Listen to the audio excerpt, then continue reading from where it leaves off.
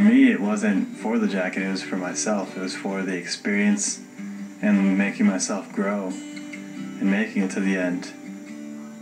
Like, they need to realize that the experience isn't over when it comes to being in the Lucky Seven and getting a jacket.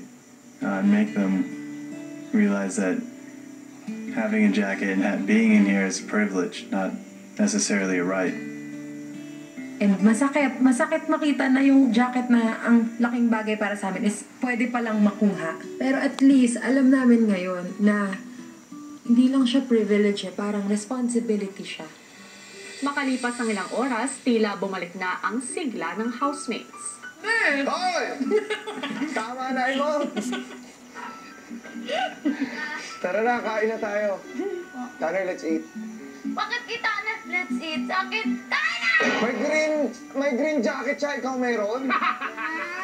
Huwag kang umarte, wala tayong jacket ngayon. Dalihan mo.